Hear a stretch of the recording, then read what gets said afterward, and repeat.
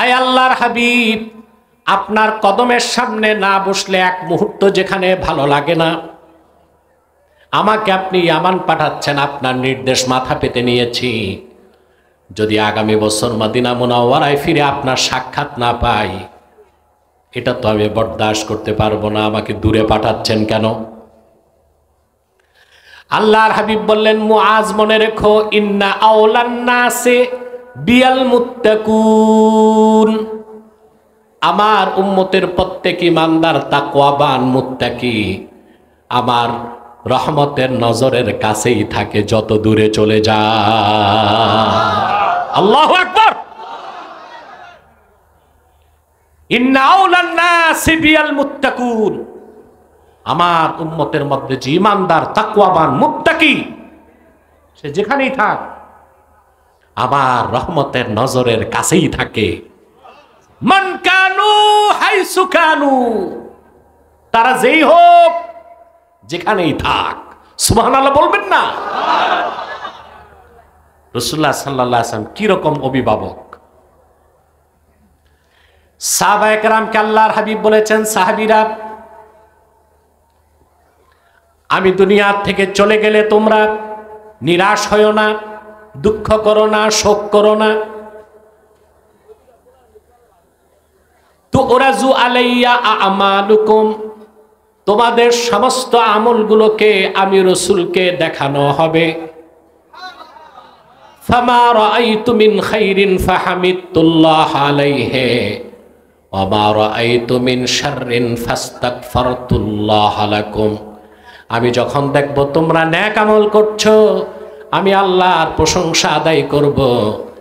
আর যখন দেখব তোমরা গুনার কাজ করছো, আমি রাসূল আল্লাহর কাছে তোমাদের জন্য ক্ষমা চাইব। আদম থেকে ঈসা পর্যন্ত নবীগণ বিদায় নিলেন, উম্মতের কোনো খোঁজ খবর আর নাই। আছে? কথা বলে না, আছে? কিন্তু আল্লাহর আখিরি নবী নূর নবীজি মুহাম্মদ মুস্তাফা সাল্লাল্লাহু আলাইহি ওয়াসাল্লাম ১৫০০ বছর আগে বিদায় নিয়েছেন। হায়াতুন নবী হিসেবে জান্নাতুল ফেরদাউস রওজা মুবারকে বিশ্রাম নিয়েছেন। এক মুহূর্তের জন্য আপন ইমানদার উম্মতকে ভুলেন না। এখনো আল্লাহর হাবিব উম্মতের গুনাহ মাফের জন্য আল্লাহর কাছে রোনা জারি করে। সুবহানাল্লাহ। ওয়াফাউল ওয়াফা বিআখবারি দারিল মুস্তাফা সাল্লাল্লাহু আলাইহি ওয়াসাল্লাম, এটা একটা প্রসিদ্ধ কিতাব, সৌদি আরবের মারওয়া থেকে প্রকাশ হয়। ওয়াফাউল ওয়াফা বিআখবারি দারিল মুস্তাফা সাল্লাল্লাহু আলাইহি ওয়াসাল্লাম। এই কিতাবের মধ্যে এসেছে, পূর্ব জামানায় একজন বড় বুজুর্গ ছিলেন, তার নাম ছিল আবুল খায়ের আখতা। কি নাম? মুজতাহিদ, মুহাদ্দিস, মুতাসাউফিফ, আরেফ, টপ ক্লাসের ওলি, মুজতাহিদ, মুহাদ্দিস এবং মুফাসসির। তিনি হজ করতে গেছেন। হজ করতে যে মদিনা মুনাওয়ারাতে উপস্থিত হলেন।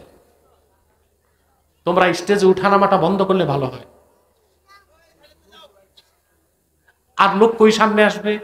একজনের কাঁধে একজন উঠবে, পারলে পিছনে বিছানা দাও, বসতে থাক, যাইতে থাক, এটা কত দূর যায় দেখি। যারা দাঁড়ায় আছে তোমরা শান্তিতে আছো না অশান্তির?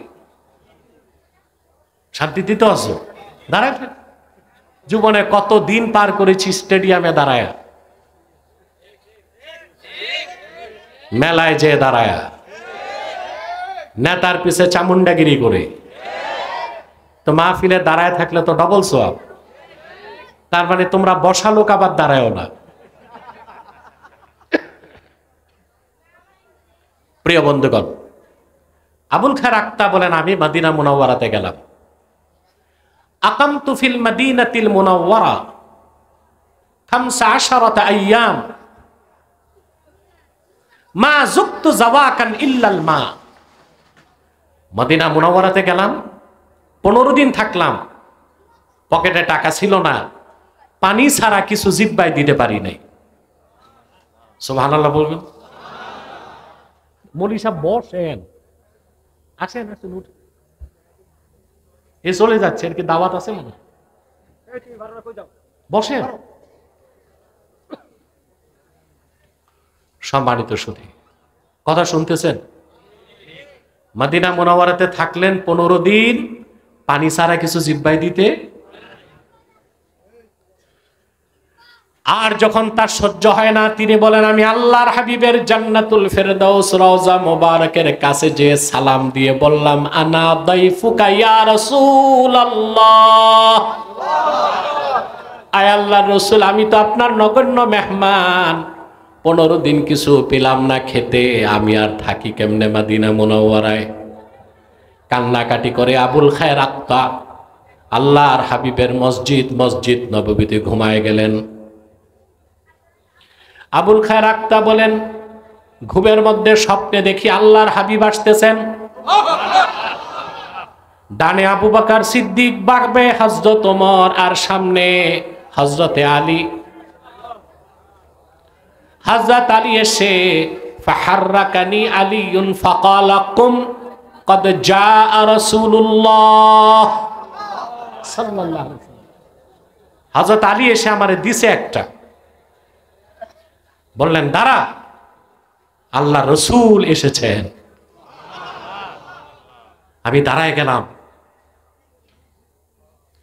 ফাআতানি রাসূলুল্লাহ সাল্লাল্লাহু আলাইহি ওয়াসাল্লাম রাগীফান, আল্লাহর হাবিব ওনার বেহেশতি নূরের হাতে আমারে একটা রুটি তুলে দিলেন। পরম তৃপ্তির সাথে রুটিটা খেতে লাগলাম।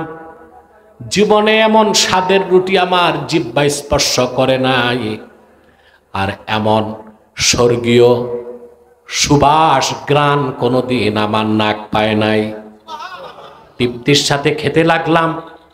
অর্ধেক রুটি খাবার পর আমার ঘুম ভেঙে গেল। চোখ খুলে দেখি রাসূলুল্লাহর দেওয়া রুটির বাকি অর্ধেকটা আমার ডান হাতেই আছে।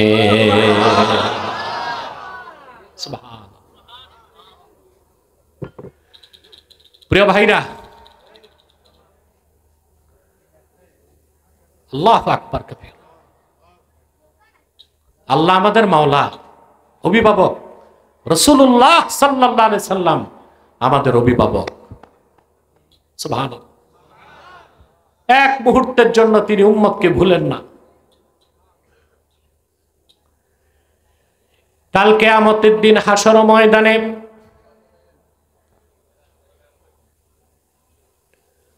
পৃথিবীর মানুষগুলো স্থির হয়ে যাবে শাফাতের জন্য। নবীগণের সাথে উম্মতদের কোনো সম্পর্ক থাকবে না। নবীগণ বেকুল হয়ে যাবেন শাফাতে কুবরার জন্য। বুখারী শরীফের হাদিস। আল্লাহর পয়গম্বরগণ সিদ্ধান্ত নেবেন চলো হযরত আদমের কাছে যাই।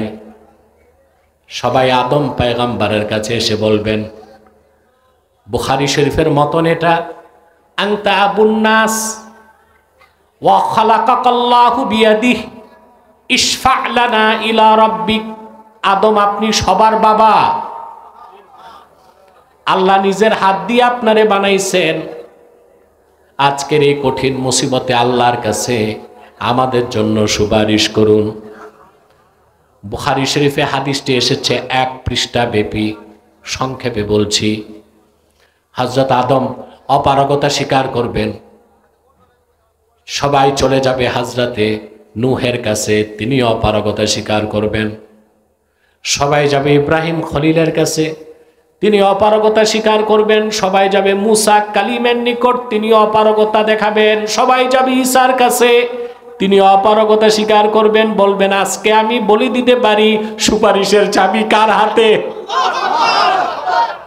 ইরজিউ ইলা নবিয়্যিল খাতিম মুহাম্মাদিন সাল্লাল্লাহু আলাইহি ওয়াসাল্লাম। ও হাসরবাসী, দেরি করো না, আল্লাহর আখিরি নবী মুহাম্মদ সাল্লাল্লাহু আলাইহি সাল্লামের কদমে চলে যাও। আজকে শাফাতের সব ক্ষমতা আল্লাহ তার হাবিবকে দিয়ে দিয়েছেন।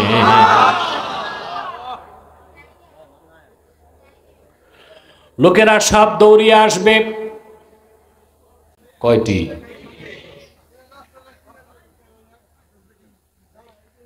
আমরা বাঙালি জানি অলি শব্দের একটা অর্থ, অর্থাৎ যিনি বুজুর্গ মানুষ, ভালো মানুষ, পিসাব মানুষ, তাকে আমরা মনে করি কি অলি।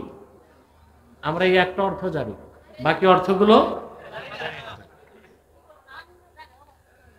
ওলি শব্দের একটা অর্থ হচ্ছে নাসের, সাহায্যকারী। ওলি শব্দের একটা অর্থ হচ্ছে মুহিব, বন্ধু। ওলি শব্দের একটা অর্থ হচ্ছে গার্ডিয়ান, অভিভাবক। কয়টা অর্থ? যেমন আল্লাহ রাব্বুল আলামিন বলেন, ইন্না ওয়ালিয়াল্লাহুল্লাযী নাযালাল কিতাবা ওয়া হুয়া ইয়াতাওয়াল্লাস সালিহিন। নিশ্চয় আমার ওলি আমার আল্লাহ, যিনি কোরআন নাজিল করেছেন আর আপন নেককার বান্দাদেরকে পৃষ্ঠপোষকতা করে। এখানে ওয়ালি অর্থ নাসের, সাহায্যকারী। আমাদের সাহায্যকারী কে? আল্লাহর চেয়ে বড় সাহায্যকারী আছে? তো ওয়ালি শব্দের একটা অর্থ সাহায্যকারী। ওয়ালি শব্দের আরেকটা, মাইক নিয়ে আসছে, ক্যাম্পাসের মাইক।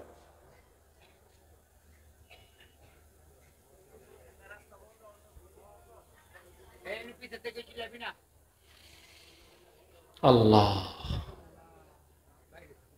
ওলি শব্দের আরেকটা অর্থ হচ্ছে মুহিব, বন্ধু। সুবহানাল্লাহ। আল্লাহর ওলিকে আল্লাহর ওলি কেন বলি? আল্লাহর ওলি আল্লাহর বন্ধু, ঠিক না? ওলি শব্দের আরেকটা অর্থ বন্ধু। যেমন আল্লাহ তাআলা বলেন, আলা ইন্না আউলিয়া আল্লাহি লা খাউফুন আলাইহিম ওয়া লা হুম ইয়াহজানুন। সাবধান, জেনে রেখো, নিশ্চয়ই যারা আল্লাহর ওলি, আল্লাহর বন্ধু, প্রিয় পাত্র, তাদের কোনো ভয় নাই, তাদের কোনো চিন্তা নাই। যে আল্লাহর ওলি, আল্লাহর বন্ধু, তার কোনো ভয় নাই, তার কোনো চিন্তা নাই।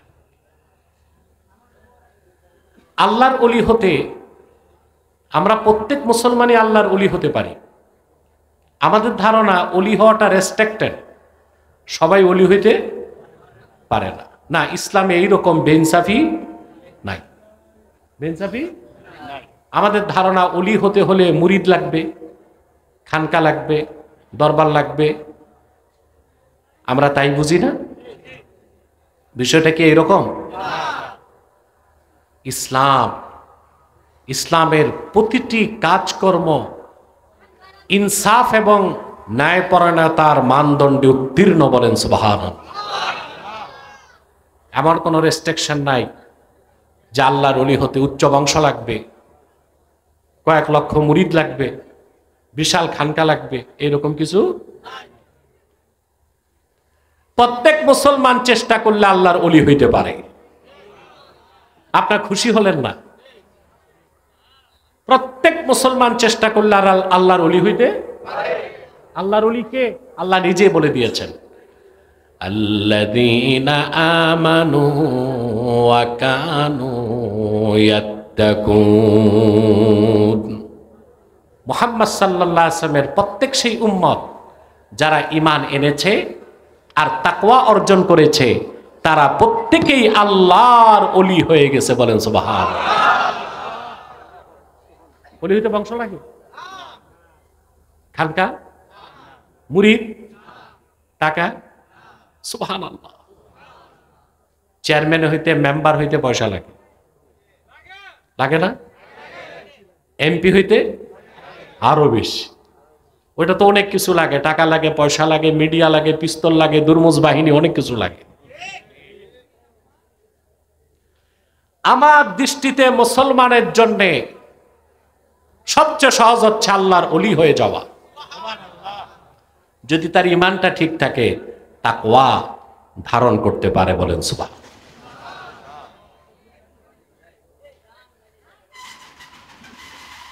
আল্লামা হাফেজ ইবনু কাসির রাহমাতুল্লাহি আলাইহি তাফসীরুল কুরআনিল আযীমের মধ্যে লিখেছেন, মান কানা মুমিনান তাকিয়া কানা লিল্লাহি ওয়ালিয়া। সুবহানাল্লাহ। মান কানা মুমিনান তাকিয়া কানা লিল্লাহি ওয়ালিয়া। আল্লাহর হাবিবের প্রত্যেক উম্মত যার ঈমান আছে, তাকওয়া আছে, সে লোকটাই আল্লাহর ওলির খাতায় তার নাম লিখে ফেললো। বলেন সুবহানাল্লাহ। যার তাকওয়া যত বেশি হবে, ওলি হিসেবে তার দাম তত বাড়বে। বলেন সুবহানাল্লাহ। আপনি দেখেন না, ইসলামের মধ্যে শ্রেণী বৈষম্য নাই, বংশের কৌলিন্য নাই, কে সম্ভ্রান্ত কে বিত্তবান এর কোনো মূল্য আল্লাহর কাছে নাই। আল্লাহর কাছে মূল্যবান হবার মানদণ্ড হচ্ছে ঈমান এবং তাকওয়া। ঈমান এবং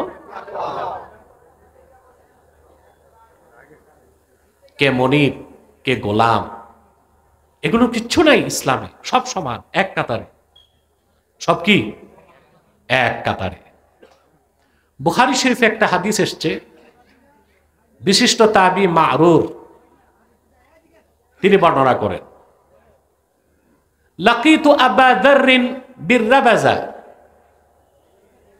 ওয়া আলাইহি হুল্লাতুন ওয়া আলা গুলামিহি হুল্লা।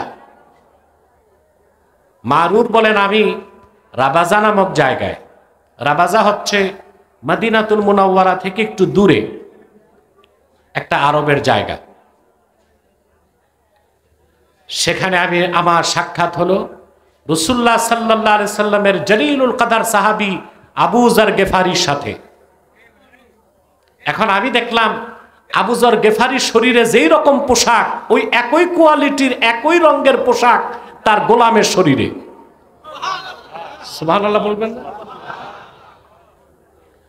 সামনেই সব মানুষ না, পিছেও কিছু আছে?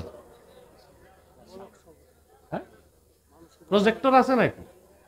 এমডিতেই দাঁড়ায় আছে তো আওয়াজ না করলেই তো ভালো হয়। কিন্তু আমার মনে হয় পিছনে একটা প্রজেক্টর রাখা দরকার ছিল, যেহেতু সামনে জায়গা নাই, পিছনে প্রজেক্টর হলে খুব ভালো হতো। সামনে এগুলো খেয়াল রাখতে হবে ইনশাআল্লাহ। আমাদের তো ধৈর্য আছে। চিন্তা করেন, মারুর বলেন, আমি দেখলাম রাসূলুল্লাহর সাহাবী আবু যর গেফারি শরীরে যেই রঙের যেই কোয়ালিটির পোশাক, একই রকম পোশাক তার গোলামের শরীরে। আমি তো অবাক হয়ে গেলাম, মনিবের শরীরে যেই রকম পোশাক, গোলামের শরীরে একই রকম পোশাক, এইটা কেন? আবু যর গেফারিকে জিজ্ঞেস করলাম, ভাই কারণটা কি? ভাই তো না, সাহাবী, হুজুর কারণটা কি? আবু যর গেফারি রাদিয়াল্লাহু তাআলা আনহু তখন বললেন, ইন্নী সাবাবতু রাজুলান ফাআইয়ারতুহু বিউম্মিহি। আমি রাসূলুল্লাহর আরেকজন সাহাবীকে খোঁটা দিয়েছিলাম। কি দিয়েছিলাম? গালি দিয়েছিলাম। গালিটা কোনো অশ্লীল গালি না, আমি তার মাকে নিয়ে খোঁটা দিছি। এটা আবার হাদিসের ব্যাখ্যা আসছে হযরত বেলালকে। হযরত বেলাল কালো ছিলেন। আবু যর গেফারি একদিন হযরত বেলালকে বলেছেন, ইয়া ইবনাস সাউদা, ইয়া ইবনাস সাউদা, হে কালো মহিলার ছেলে। বাস এতটুকুই গালি, কোনো খারাপ কথা না। রাসূলুল্লাহ সাল্লাল্লাহু আলাইহি ওয়াসাল্লাম এই কথা শুনে আমাকে ধমক দিয়ে বললেন, আবু যর, ইন্নাকা ইমরুন ফীকা জাহিলিয়া আইয়ারতাহু বিউম্মিহি। বেলাল, তুমি তো মুসলমান, ঈমান আনছো, কিন্তু জাহিলি যুগের খাসলত তো তোমার মধ্যে রয়ে গেছে, তুমি তার মাকে নিয়ে তারে খোঁটা দিলা। সুবহানাল্লাহ বলবেন। আল্লাহর হাবিব বললেন, ইখওয়ানুকুম খাওয়ালুকুম জাআলাহুমুল্লাহু তাহতা আইদিকুম। তোমাদের দাস দাসী, তোমাদের গোলাম, তোমাদের অধীনস্থ চাকর বাকররা তোমাদের ভাই। আহারে সুবহানাল্লাহ বলবেন। তোমাদের দাস দাসী, দাসী বান্দি, চাকর বাকর, অধীনস্থ কর্মচারীরা তোমাদের, অধীনস্থরা তোমাদের ভাই। ফামান কানা আখুহু তাহতা ইয়াদিহি ফালিয়ুতইমহু মিম্মা ইয়াকুল ওয়ালিয়ুলবিসহু মিম্মা ইয়ালবাস।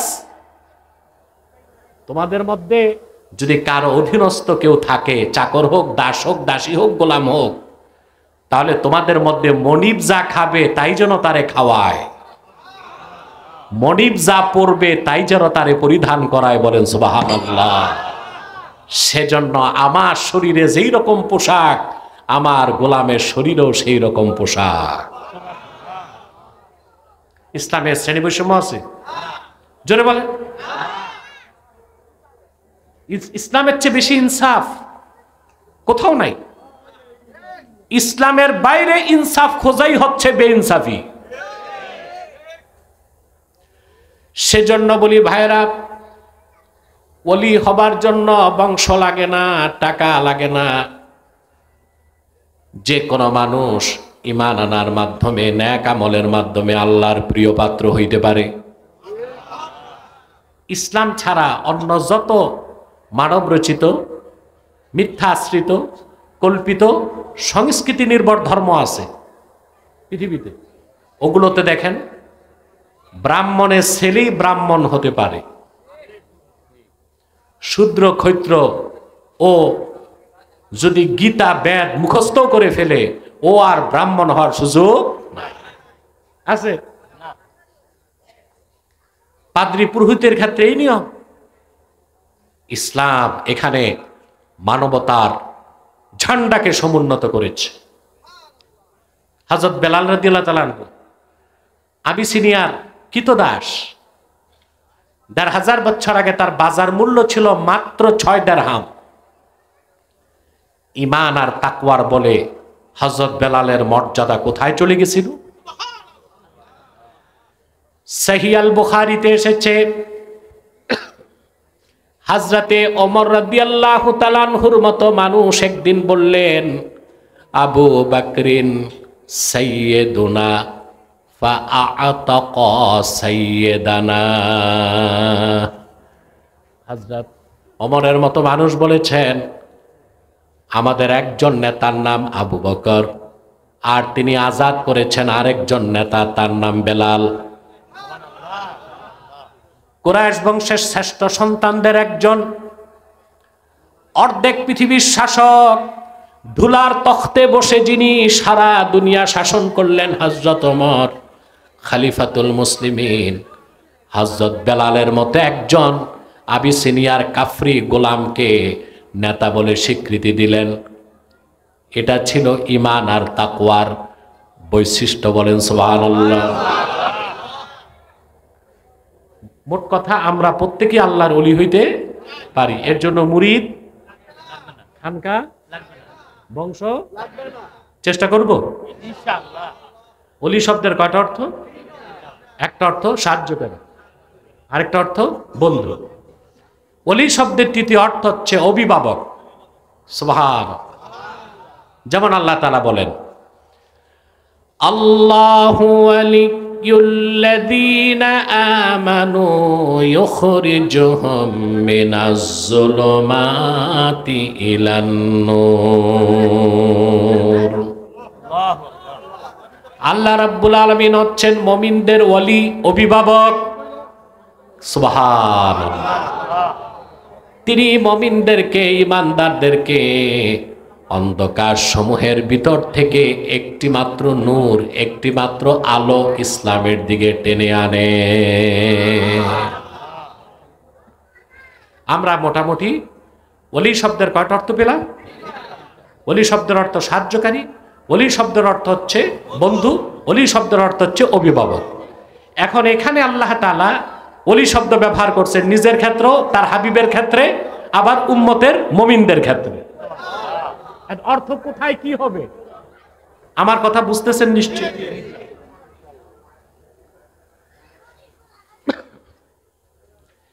এখানে তরজমা হবে নিশ্চয়ই, ইন্নামা ওয়ালিয়্যুকুমুল্লাহু ওয়া রাসূলুহু।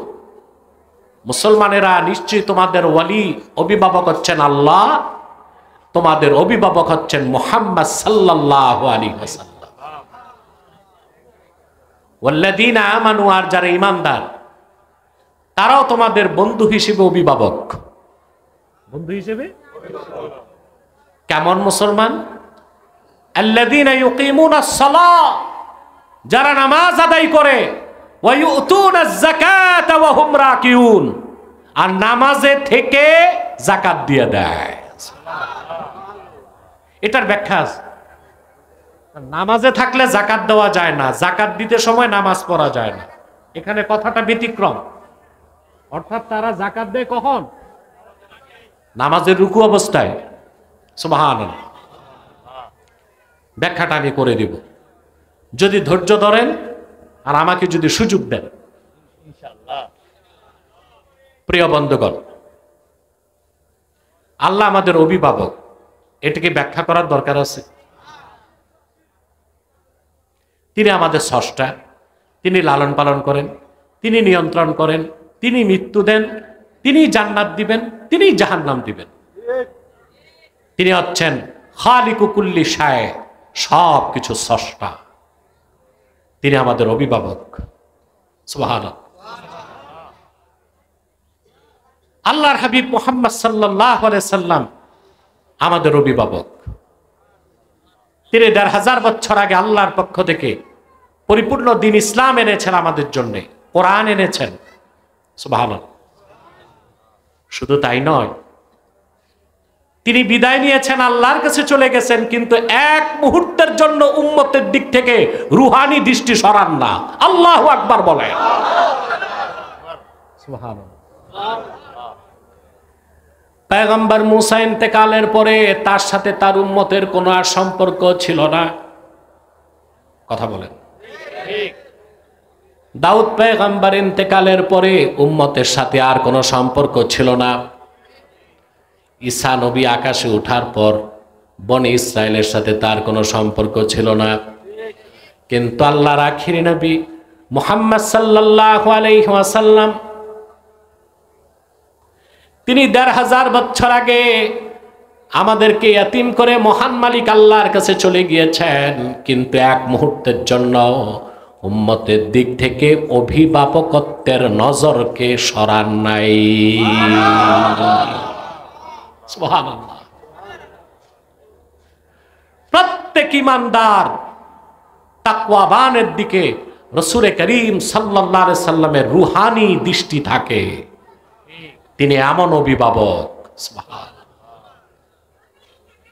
মুআজ বিন জাবাল রাদিয়াল্লাহু তাআলা আনহু, তিনি মদিনা মুনাওয়ারা থেকে রাসূলুল্লাহ সাল্লাল্লাহু আলাইহি ওয়াসাল্লামের কাছ থেকে বিদায় নিয়ে ইয়ামান যাচ্ছেন। কোথায়? আল্লাহর হাবিব সাল্লাল্লাহু আলাইহি ওয়াসাল্লাম বিদায় বেলা তাকে কিছু দূর আগায় দিলেন। এটা রাসূলুল্লাহর সুন্নাত। শেষ মুহূর্তে আল্লাহর হাবিব তাকে বললেন, হতে পারে আগামী বছর মদিনা মুনাওয়ারায় ফিরে তুমি আমার সাক্ষাৎ নাও পেতে পারো।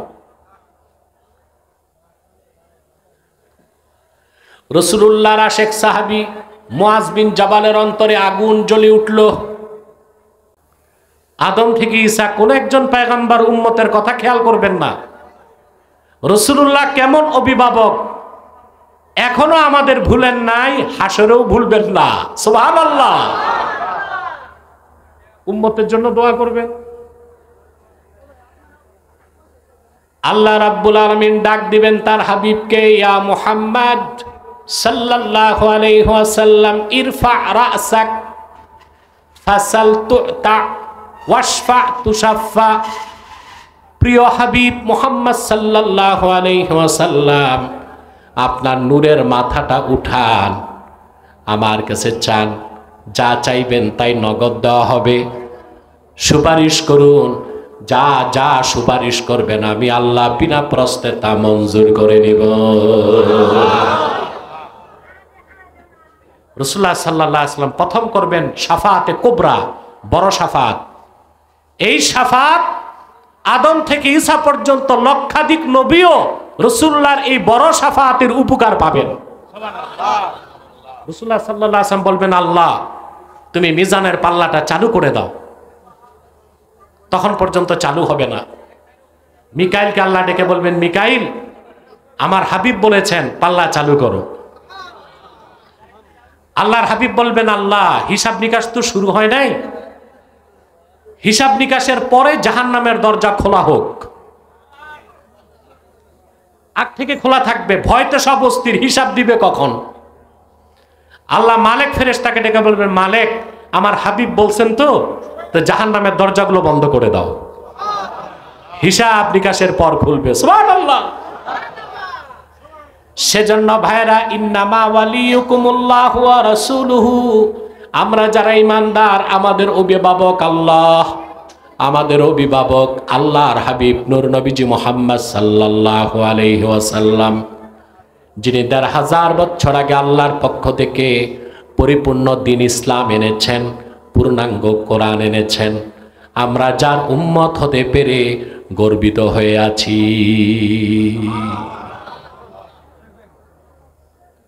তারপরে আল্লাহ তাআলা বলেন, ওয়াল্লাযীনা আমানু, এবং যারা ঈমানদার তারাও তোমাদের বন্ধু কিংবা অভিভাবক, নেতা। সুবহানাল্লাহ বলেন। কেমন ঈমানদার?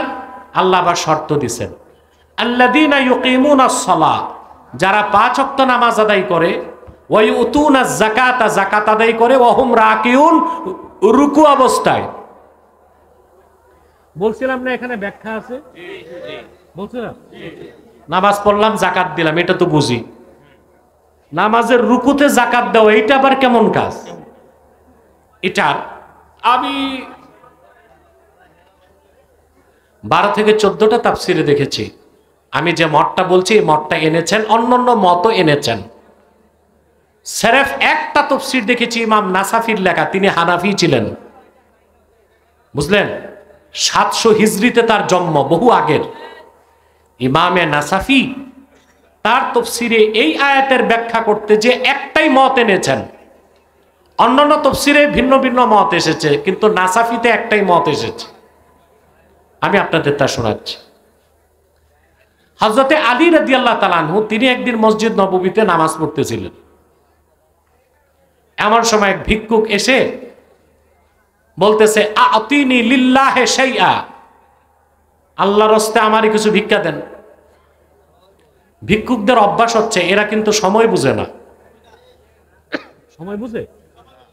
এখন দেখেন না আমাদের দেশে ভিক্ষুকরা লাশবাহী গাড়িতে যেও, অ্যাম্বুলেন্সেও, এখনকার ভিক্ষুকদের আবার দর বেড়ে গেছে, 10 টাকা নেয় না, কমসে কম 50 টাকা। ঠিক না? যাই হোক, তবে আমার একটা জিনিস খারাপ লাগে, বাংলাদেশে গুলশান বনানীতে কিছু অ্যারিস্টোক্রেট এরিয়া আছে, যেখানে সিটি কর্পোরেশন লিখে দিছে ভিক্ষুক মুক্ত এলাকা। মানে ভিক্ষুকরা ওই এলাকায় যেতে, এটা কি বৈষম্য না? কথা বলেন। ভিক্ষুক তো এই দেশের মানুষ, ক্যান্টনমেন্টে ঢুকতে পারবে না, সংসদে ঢুকতে পারবে না, গুলশান বনানীতেও যাবে না, এটা কেমন কথা? ভিক্ষুক মুক্ত এলাকা না লেখে বরং প্রত্যেক ভিক্ষুককে পুনর্বাসনের মাধ্যমে চাকরি বাকরির ব্যবস্থা করো, এইটা সরকারের কাজ। ভিক্ষুক মুক্ত এলাকা ঘোষণা করা কোনো মানবিক সরকারের কাজ না। যত মানবতা আর উদারতা আমরা দেখাই, সব খাতায় কলমে, বাস্তবে এটা আমরা যে ভিক্ষুক এটা বললাম, এটা হওয়া উচিত না। ভিক্ষুকরা যেখানে খুশি সেখানে। আপনি কি মনে করছেন ভিক্ষুক শুধু বাংলাদেশে? আরে এইখানে কারা ভাই, তোমরা একটু দেখো না।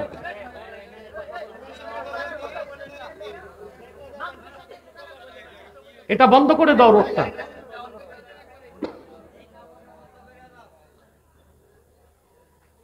আপনি কি মনে করছেন ভিক্ষুক শুধু বাংলাদেশে? আমি ইংল্যান্ডে হিথ্রো বিমানবন্দরে ঢুকতেছি, বুঝলেন? বিমানবন্দরের সদর দরজা পার হওয়ার পর শার্ট, টি শার্ট, জিন্সের প্যান্ট, বিদেশি কিডস, খুব হ্যান্ডসাম এক ছেলে এসে হাত ধরে বলতেছে, please help me, I am from Canada. ভাই আমার একটু সাহায্য করো, আমি কানাডা থেকে ইংল্যান্ড আসছে, টাকা নাই পয়সা নাই, হেল্প মি। এটা কি ভিক্ষা না? কথা বলো।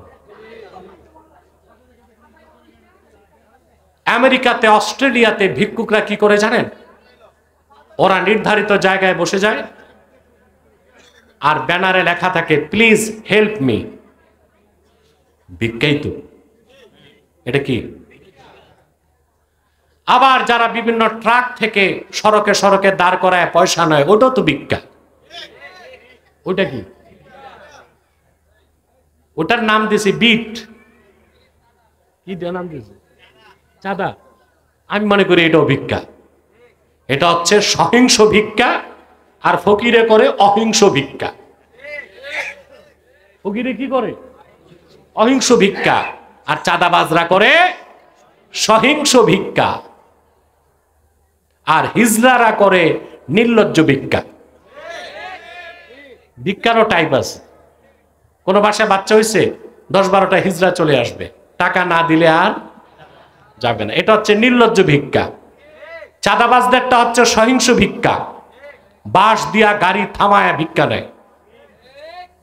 আর ফকির মিসকিন করে অহিংস ভিক্ষা। যাক, ভিক্ষুক নিয়ে বহুত কিছু বললাম।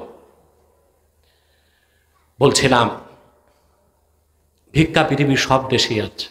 ভিক্ষুক মুক্ত এলাকা ঘোষণা এটা কোনো সরকারের কাজ না। ভিক্ষুকদেরকে পুনর্বাসন করা হচ্ছে সরকারের কাজ, ঠিক না? প্রিয় ভাইরা, মসজিদ নববীতে হযরত আলী নামাজে ভিক্ষুক যে নামাজের মধ্যে বলে আতিনি লিল্লাহি শাইআ, আল্লাহর রাস্তে আমার কিছু দেন। তাফসীরের কিতাব সাক্ষ্য দেয় ফানাযাআ আলীয়ুন খাতিমাহু ফাআতাহু, হযরত আলী নামাজের মধ্যে তার আংটিটা ভিক্ষুককে দান করে দিলেন। আল্লাহ রাব্বুল আলামিন হযরত আলীর এই কাজে এত বেশি খুশি হলেন, সঙ্গে সঙ্গে সূরা মায়দার 55 নম্বর আয়াত নাজিল করে দিলেন, ইন্নামা ওয়ালিয়ুকুমুল্লাহু ওয়া রাসূলুহু ওয়াল্লাযীনা আমানুল্লাযীনা ইউকিমুনাস সালাতা ওয়া ইউতুনাজ যাকাতা ওয়া হুম রাকিউন। নিশ্চয়ই তোমাদের অভিভাবক হচ্ছেন আল্লাহ, তোমাদের অভিভাবক মুহাম্মদ সাল্লাল্লাহু আলাইহি ওয়াসাল্লাম। আর মুহাম্মদ সাল্লাল্লাহু আলাইহি সাল্লামের উম্মতের মধ্যে যারা নামাজ পড়ে, নামাজে থেকে দান করে, যেমন হযরতে আলী। নামাজ তখনও শেষ হয় নাই হযরত আলীর, ভিক্ষুক বেরও হয় নাই, আয়াত নাজিল হয়ে গেছে। রাসূলুল্লাহ সাল্লাল্লাহু আলাইহি সাল্লাম মসজিদ নববীতে খুঁজতেছেন কে দাতা আর কে গ্রহীতা। সুবহানাল্লাহ। আল্লাহর হাবিব দেখলেন এক ভিক্ষুক বেরিয়ে যাচ্ছে মসজিদ নববীর দরজা থেকে। রাসূলুল্লাহ সাল্লাল্লাহু আলাইহি সাল্লাম বললেন, হাল আতাকা আহাদুন শাইআ, আমার সাহাবীদের কেউ তোমারে কিছু দান করছে নাকি? তাফসীর কবির ইমাম রাজি হাদিস নকল করেছেন, ফা আশারা ইলা আলিয়িন ফাকালা যাকার রাজুল ইয়া রাসূলুল্লাহ। হযরত আলীর নামাজ তো তখনও শেষ হয় নাই, ভিক্ষুক হযরত আলীর দিকে ইশারা করে দেখায় দিলেন, ইয়া রাসূলুল্লাহ, ওই যে আপনার সাহাবী আলী নামাজ পড়তেছে, আমি আল্লাহর খুশির জন্য চাইলাম, নামাজের মধ্যে তিনি আংটিটা দিয়ে দিয়েছেন। সুবহানাল্লাহ। হযরত আলীর ফজিলতে আয়াতটা খাস, বাকি ইমানদারদের জন্য আম। কথা বুঝতে পারছেন? এখন একটা মাসালা বলতে হয়, হযরত আলী যে নামাজের মধ্যে আংটি দিয়ে দিয়েছেন, নামাজ নষ্ট হয় নাই? প্রশ্ন আসে। আমলে কাসিরে নামাজ নষ্ট হয়, আমলে কলিলে নামাজ নষ্ট হয় না। আমি একটু উদাহরণ দিব। যেমন আপনাদের সমাজে এখন সবচেয়ে বড় ফিতনা হচ্ছে মোবাইল। মসজিদে নিয়ে ঢুকে যান আপনারা, কথা বলেন, দেখা যায় মোবাইলের আপনার কি বলে এটাকে, ওয়ালপেপার, ওখানে কাফের মুশরিক নায়ক নায়িকা গায়িকাদের ছবি লাগায় রাখছেন। রিংটোন, নস্টালজিয়া, বিশ্রী উৎকট বাদ্যের আওয়াজ, এরকম মোবাইল নিয়ে তো মসজিদে ঢুকাই আদবের খেলাফ। আবার অন্তত বন্ধ তো করবেন। নামাজের মধ্যে রিংটোন বাজে, মুসল্লি যেগুলোর আগে ওগুলো তো এত বিরক্ত হয় যে জুতার বাক্স খোঁজে, কিছু বলতে পারে না। কথা বলে একজন নামাজির রিংটোন কি হওয়া উচিত? বাদ্য না হামদনা, গজল, তেলাওয়াত? তেলাওয়াতটা না দেওয়াই উচিত, তাহলে অন্তত পরিবেশটা নষ্ট হয় না। ঠিক না ভাই? এখন যদি নামাজে আপনার রিংটোন বাজে কি করবেন আপনি? প্রশ্ন আসে না? এখন দেখা গেল আপনার মোবাইল, কুর্তা, কুর্তার নিচে সালোয়ার, সালোয়ারের ভিতরে পকেট। এই মোবাইল বের করতে আপনার কাজটা কি আমলে কালিল হয় না কাসির হয়? দেখেন, 3-এর অধিক হইলে আমলে কাসির, 3-এর অধিক হইলে। তা আপনি কুর্তা উঠায়া সালোয়ারের ভিতর হাত ঢুকায়া পকেটের চেন খুলে মোবাইল বের করে বন্ধ করলেন, নামাজ বাতিল। এটা আমলে কাসির, আমলে। আর যদি মনে করেন একবার বাটন চাপলে বন্ধ হবে, এটা আমলে কালিল, আপনার নামাজ নষ্ট হবে না।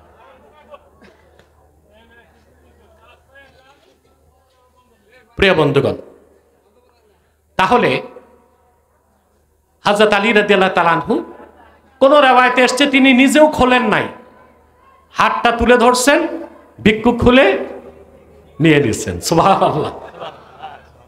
তাহলে ওনার কাজটা ছিল আমলে কালিল, নামাজ নষ্ট হয় না। কিন্তু এখান থেকে একটা শিক্ষা পাই আমরা যে ইমানদার নামাজির যে আমলে আল্লাহ সবচেয়ে খুশি হন এটা হচ্ছে দান খয়রাত। কোনটা? মানুষের উপকার, ক্ষুধার্ত বুভুক্ষ মানুষকে খাদ্য তুলে দেওয়া, গৃহহীনকে ঘর দেওয়া, কুমারী মেয়ের বিয়ে করিয়ে দেওয়া, অসচ্ছল মানুষের বাচ্চাকে স্কুলে ভর্তি করে দেওয়া, এই যে মানবিক সাহায্য সহযোগিতা, এটা যদি আল্লাহর সন্তুষ্টির জন্য হয়, প্রতিটি দান খয়রাত ফি সাবিলিল্লাহ দান করার হয়ে যাবে। বলেন সুবহানাল্লাহ। আমাদের মধ্যে দেয়ার প্রবণতা কম, নেওয়ার প্রবণতা বেশি। হাদিস শরীফে এসেছে রাসূলুল্লাহ সাল্লাল্লাহু আলাইহি ওয়াসাল্লাম ইরশাদ করেছেন, ইয়াদুল উলিয়া খায়রুম মিন ইয়াদিস সুফলা। নিচের হাতের থেকে উপরের হাতের দাম। উপরের হাত কার? যে দেয়। নিচের হাত কার? যে নেয়। তা আমরা নিব না দিব? কথা বলেন। বিশেষ করে এলাকায়, মাদ্রাসায় ইয়াতীমদের প্রতি দৃষ্টি রাখবেন। ওরা সবচেয়ে অসহায়, বাবা নাই মা নাই, ঠিক না? তাদেরকে শুধু খাওয়াবেন তাই না, বুকের সাথে জড়ায় ধরে মাথায় হাত রাখবেন, ক্ষুধার্ত মানুষকে খাদ্য দিবেন।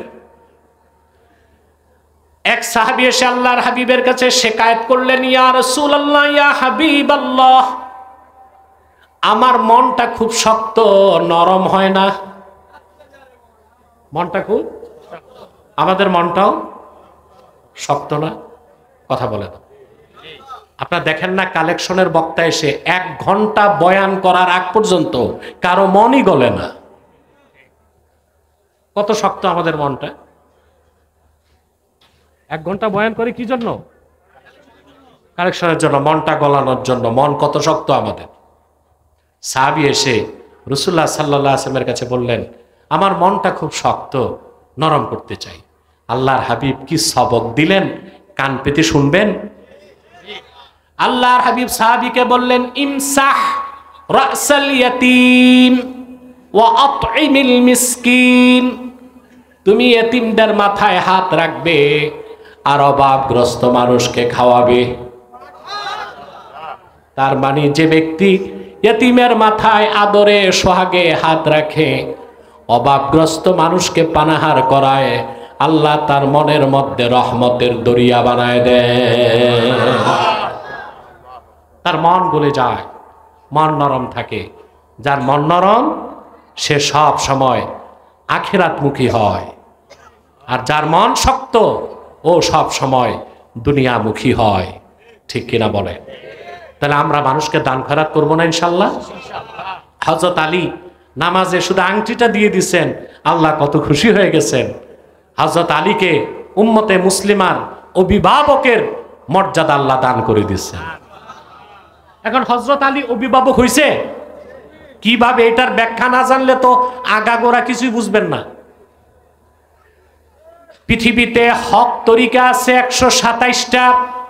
কয়টা? 127টার মধ্যে 100র অধিক তরিকা পৌঁছেছে মাওলা আলী পর্যন্ত। সুবহানাল্লাহ। 100র উপর তরিকা পৌঁছেছে হযরত আলী রাদিয়াল্লাহু তাআলা আনহু পর্যন্ত। বাকি কিছু তরিকা পৌঁছেছে সিদ্দিক আকবর পর্যন্ত। সুবহানাল্লাহি বিহামদি। এর থেকেই বোঝা যায় ইলমে মারিফতের দৃষ্টিকোণ থেকে গোটা উম্মতে মুসলিমার অভিভাবকের মর্যাদা আল্লাহ হযরত আলীকে দান করে দিয়েছেন। অবশ্যই সর্বশ্রেষ্ঠ সাহাবী হযরত আবু বকর, তারপর হযরত ওমর, তারপরে হযরত ওসমান, তারপরে হযরত আলী।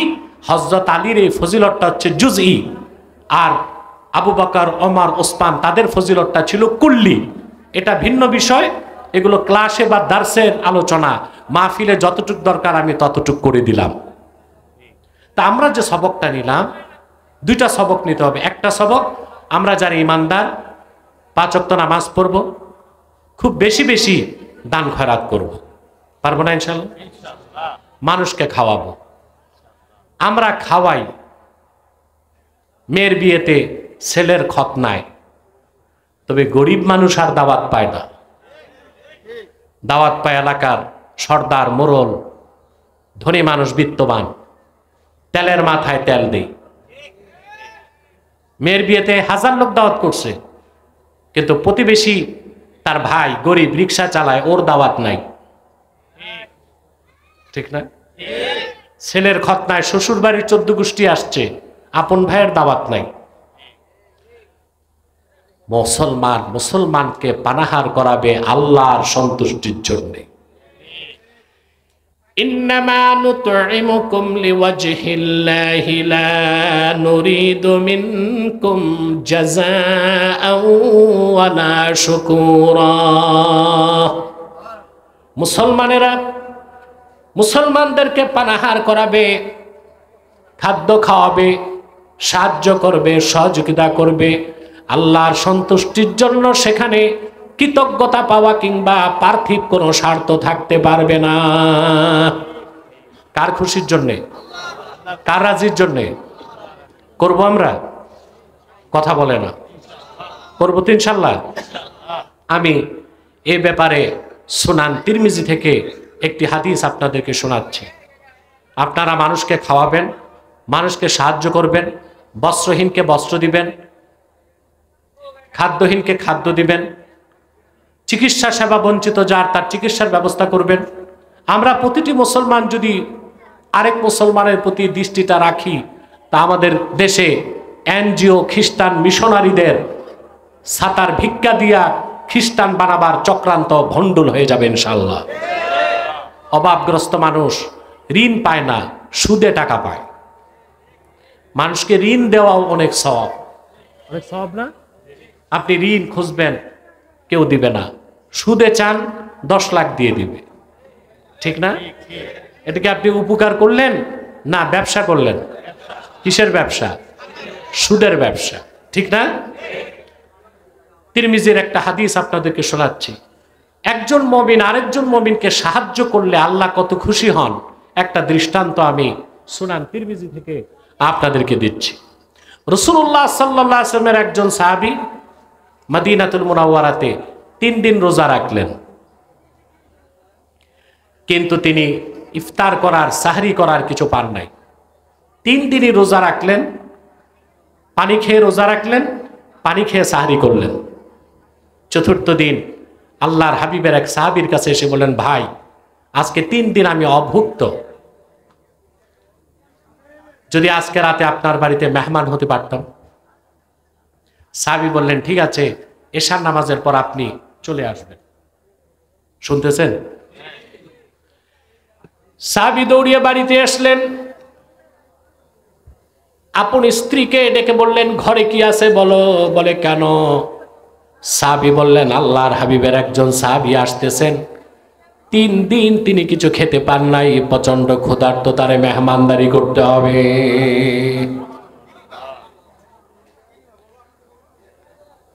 স্ত্রী জবাব দিলেন, ঘরে আছে একজনের খানা, আমরা আছি 3 জন, স্বামী স্ত্রী 2 জন, আর ঘরে একজন শিশু বাচ্চা।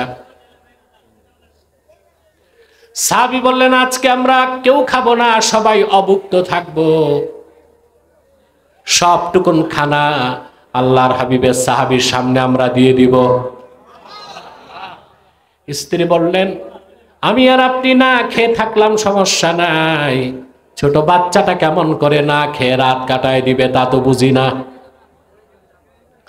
সাহাবী তখন শিক্ষা দিলেন স্ত্রীকে, নওয়িমিস সাবিয়্যা ক্বাবলা সালাতিল ইশা, এশার নামাজের আগেই ছোট বাচ্চাটারে তুমি ঘুম পাড়ায় দাও, ঘুমে ঘুমে তার রাত কেটে যাবে, খাবারের দরকার হবে না।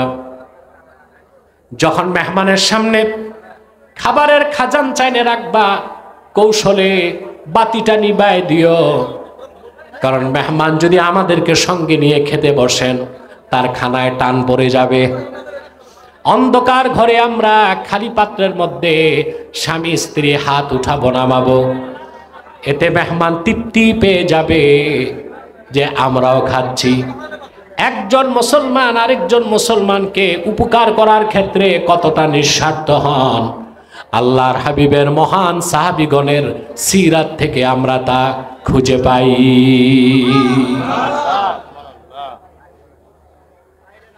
মানুষের চলাচলের পথটা ছাড়েন, আপনারা ছেড়ে দেন। মানুষ যে পথে হাঁটবে ওটা ছেড়ে দেন। যারা আছেন পিছনে চলে যান, কিংবা প্যান্ডেলের স্টেজের পিছনে যান। মানুষের চলতে তো কষ্ট দেওয়া যায় না, অসুস্থ মানুষও তো থাকতে পারে, পারে না? প্রিয় ভাইরা শুনতেছেন? আর কয়েক মিনিট ইনশাআল্লাহ, কথা যথেষ্ট হয়ে গেছে, আপনাদেরও কষ্ট হচ্ছে, আমিও আর আপনাদের কষ্ট দিতে চাচ্ছি না। সাহাবী এশার নামাজের পর আসলেন, বাচ্চাটাকে ঘুম পাড়ায় দেওয়া হলো, ঘরের সবটুকুন খাবার রাসূলুল্লাহ সাল্লাল্লাহু আলাইহি ওয়াসাল্লামের সাহাবীর সামনে এনে রেখে দেওয়া হলো। তৃপ্তির সাথে সাহাবী খেলেন, তৃপ্তির ঢেকুর তুলে বাড়ি চলে গেলেন।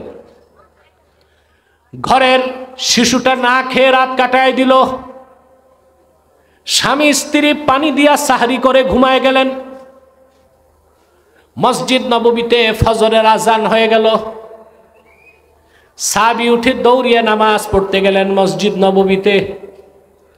আল্লাহর হাবিব সাল্লাল্লাহু আলাইহি ওয়াসাল্লাম ফজর নামাজের পর সাহাবীর দিকে ঘুরে বসলেন আর বললেন, গত রাতে তুমি আর তোমার স্ত্রী এমন কি আমল করেছ, আল্লাহ রাব্বুল আলামিন মহা খুশি হয়ে গেছে। সাহাবী বলেন, ইয়া রাসূলুল্লাহ, ইয়া হাবিবাল্লাহ, তেমন কোনো বড় আমল করতে পারি নাই। আপনার একজন সাহাবী 3 দিন কিছু খায় নাই, রোজাদার সাহাবী, আমার ঘরে যা ছিল না খেয়ে সবটুকুন খাদ্য তার হাতে তুলে দিয়েছি, এর চেয়ে বেশি কিছু করি নাই। আল্লাহর হাবিব বললেন, এতটুকুন কাজে আল্লাহ কত খুশি জানো? আল্লাহ কোরআনে আয়াত নাজিল করে দিয়েছেন, ওয়া ইউথিরুনা আলা আনফুসিহিম ওয়ালাউ কানা বিহিম খাসাসা। প্রিয় হাবিব মুহাম্মদ সাল্লাল্লাহু আলাইহি ওয়াসাল্লাম, আপনার সাহাবীগণের মধ্যে এমন উত্তম চরিত্রের মানুষও আছে যারা নিজেরা ক্ষুধার যন্ত্রণাকে বরদাস্ত করে নেয়, অন্য ক্ষুধার্ত সাহাবীকে প্রাধান্য দিয়ে দেয়। সুবহানাল্লাহ। তাহলে সূরা মায়দার 55 নম্বর আয়াত থেকে আমরা যে শিক্ষাটা নিলাম, যত বেশি পারি নিঃস্বার্থভাবে অন্য মানুষের উপকার করব। পারবো তো ইনশাল্লাহ? শুধু খাওয়ালেই উপকার হয় না, কোনো মানুষকে সৎ পরামর্শ দেওয়াও তার উপকার। কোনো মানুষ পথ খুঁজে পাচ্ছে না, তাকে আপনি তার ডেস্টিনেশন কি বলে দিলেন, এটাও তাকে উপকার করা। সুবহানাল্লাহ। এমন কি কোন মমিনের সাথে মুচকি হাসি দিয়ে কথা বলাটাও সাদাকা, বলেন সুবহানাল্লাহ। আমরা করবো এগুলো? আল্লাহ যেন আমাদেরকে কবুল করেন, মঞ্জুর করেন, বলে আল্লাহ বাবা। এই আয়াত থেকে আরেকটা শিক্ষা আমাদের নিতে হবে যে উম্মতে মুহাম্মাদের ইমানদার যারা, তাদের নেতৃত্ব যারা দিবে তাদেরকেও ইমানদার হতে হবে। কি হতে হবে? মুমিনের নেতা হবে ইমানদার। কাফের মুশরিককে মুমিনরা কখনো বন্ধু বানাতে পারে না, কখনো তাদেরকে নেতা বা অভিভাবক বানাতে পারে না। আমাদের মুসলমানদের পররাষ্ট্রনীতির অন্যতম কনসেপ্ট এটাই যে কাফের মুশরিক, ইহুদি, নাসারা, ইসলামের শত্রু যারা, তারা কোনোদিন আমাদের বন্ধু হতে পারে না। আমরা কি বন্ধু বানাই? জি, বানাই তো। দেখেন না এখন সব দলই ভারতের সাথে বন্ধুত্ব করতেছে। 16 বছর যারা নির্যাতন করলো, নিপীড়ন করলো, আলেম ওলামাকে অত্যাচার করলো, লুটপাট করলো, সমস্ত অন্যায় কাজে সাহায্য করলো, তাদের সাথে পীড়িত করে অনেকেই ক্ষমতায় আসতে চায়। এই সুযোগ দিবেন আপনারা? যারা বলেন দিবেন? ওরা তো আমাদের শত্রু, পত্তলিকরা আমাদের শত্রু, ইহুদি খ্রিস্টান আমাদের শত্রু, ইসলামের শত্রু, তারা কোনোদিন আমাদের বন্ধু হতে। আল্লাহ রাব্বুল আলামিন কোরআন কারীমে বলে দিয়েছেন, ইয়া আইয়ুহাল্লাযীনা আমানু লা তাত্তাখিদুল ইয়াহুদা ওয়ান নাসারা আউলিয়া বা'দুহুম আউলিয়া বা'দ। হে ইমানদারগণ, তোমরা ইহুদিদেরকে, খ্রিস্টানদেরকে বন্ধু বানিও না, অভিভাবক বানায়ও না, আপন হিসেবে গ্রহণ করো না। করা যাবে? কারণ তারা পরস্পরের বন্ধু। এমনকি পিতাও যদি কাফের হয়, সন্তান যদি কাফের হয়, কোন মুমিন তাকেও আপন হিসেবে গ্রহণ করতে পারে না। পারে?